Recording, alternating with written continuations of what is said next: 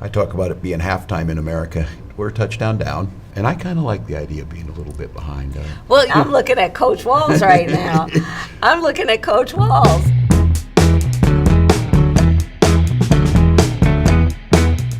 I have white guy tacos and What is like that? black, Like mayonnaise and tuna? What are you doing? pretty much ground beef and cheese. That's and, okay. Do you put any flavor in it?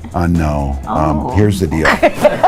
No, they said to be careful and let her know this, that black pepper is the top of the spice level in Minnesota, you know. I'm the first vice president, I believe, who has ever grown chili peppers. I'm trying to expand We'll my figure that- my food knowledge. You know what? We've got some cantaloupes. You'll be fine. Yeah. So, I I called was you, hoping Tim. maybe we wouldn't have to. I called you, Tim. Yes. You didn't answer, Tim. I know. What happened? The most important call of my life. It popped up, and we didn't recognize the caller ID, and it went to voicemail. Hi, this is Jim. I'm not able to answer There you your go. call this time. As possible. Thank you. Hey, Tim, it's Kamala. I really want to talk to you. It is an amazing privilege for me. Also, I'm excited. I just want to be part of the excitement that you're generating. Well, So we're doing it together, buddy. fun. We're doing it together. How have these last couple of days been for you?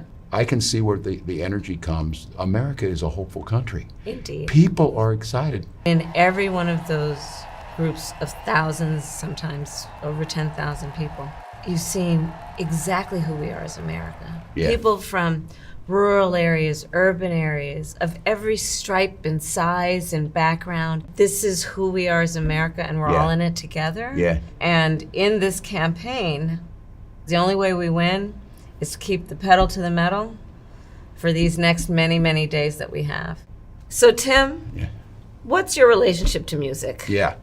For me, the transformational piece of music was Bruce Springsteen's The River, Okay. which is a journey. You know all the tracks, Yeah. and I'm that guy. My first car, it's the summer 1980, been saving up. I buy a 1973 orange Chevy Camaro, got an 8-track player in it. Oh, wow. Previous owner left Bob Seger's Night Moves in there.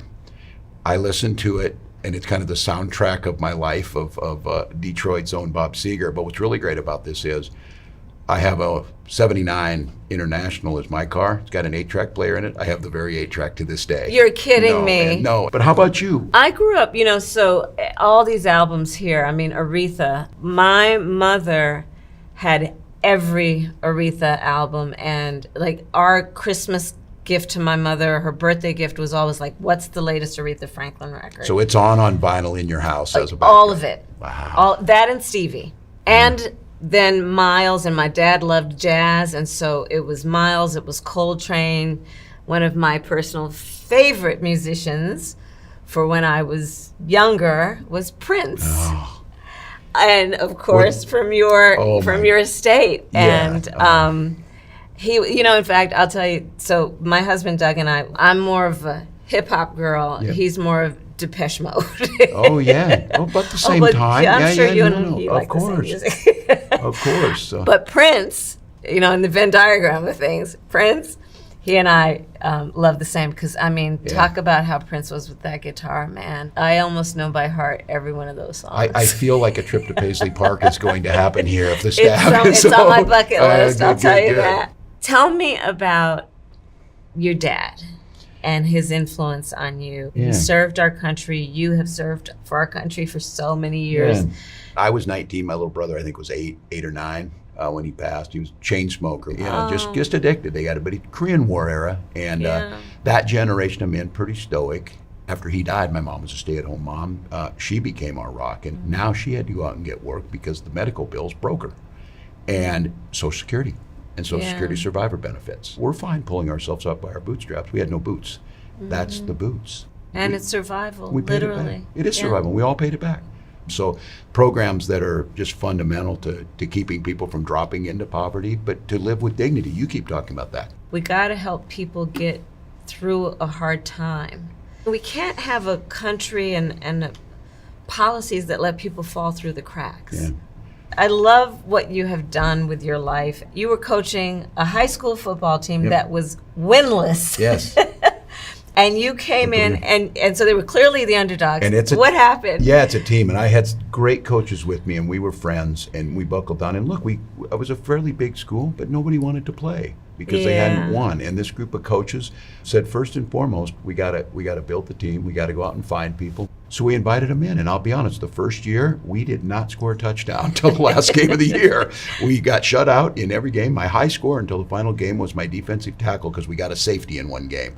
2 years later, those kids won a state championship. That school has won several more since then. After we left, you build culture, you build winning. Right. People want to be a part of it, and that's the excitement. That's the excitement of what it can be. That's how I feel about our campaign. Yeah.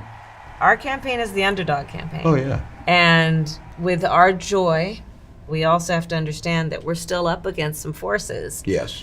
That are trying to divide our country. It pains me the kind of division and the stoking of divisions that has taken place, right? And when we can remind people and create a space for everyone to come where they see each other and say, magic. Hey, we're all in this together. It almost feels like everybody's coming out of their house after a blizzard and, a Minnesota reference, and you shovel out, and then you start talking to your neighbors. How was it the last couple of days or whatever it might be? They're re-energizing, and they're looking for their neighbors. We keep saying, keep talking about the promise of America, and we say, take care of your neighbor.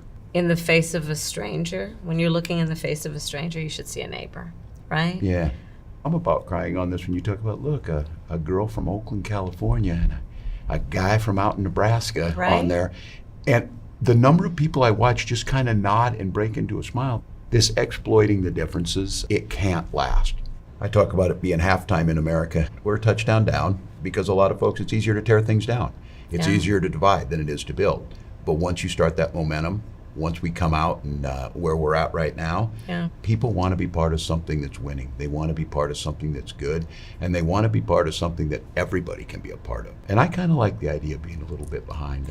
Well, I'm looking at Coach Walz right now. I'm looking at Coach Walz. Did you always know you wanted to be an attorney? My parents met when they were active in the civil rights movement. I grew up around a bunch of people that were, marching and shouting for justice. And some of the heroes of that movement were the lawyers, Thurgood Marshall, right? They understood how to translate the passion from the streets to the courtrooms of our country. And they believed in the Constitution of the United States and the principles upon which it was founded. And that's where they then, in the courts of America, reminded us of the promise, right? And the ideals of our country, including equality, freedom, right? That's why I went to law school. But the other reason is when I was in high school, my best friend, I learned, was being molested by her stepfather. And when I realized what was happening, I told her, you have to come live with us. I called my mom. I have to tell you, Tim, it was the first time that I realized how not everyone can take their safety for granted. Yeah. And what we should all feel is a sense of responsibility to protect people from harm. Yeah. So that's why I decided I want to be a prosecutor. Wow. And as a prosecutor, I prosecuted homicide cases. I prosecuted a number of different types of cases, but I specialized in child sexual assault cases. And one of the things I did was create a whole unit dedicated to focusing on children who are being abused and to ensure that they have dignity in the process and justice. There's so much work that we still have to do to make sure that children have a voice. For me, that's kind of with me. Get in as a teacher. It's about the kids and wherever you teach. Right. Once I had my own children, it became so clear to me, and I think it made me a really good teacher. Yeah. That child who came through the door was somebody's most special thing in their life. Absolutely. Thinking of a parent dressing their little one up and sending them off to school so proud of them, I wanted to come through that door and just lift them up, that sense of service. And it's interesting, two different Detroit. parts of the country, two different lived experiences, but all coming to that same goal of everybody getting a fair shot. Well, I have to tell you, Tim, even though you and I grew up in different parts of the country, you remind me of the people I grew up with. Hardworking folks, plain speaking. Yeah. People who know the difference between right and wrong. Yep. And care, love thy neighbor in the most authentic and true way. Yeah. Those are the folks I grew up with, and I know that's who you are. And I'm so glad we're doing this I'm together. proud to be with you.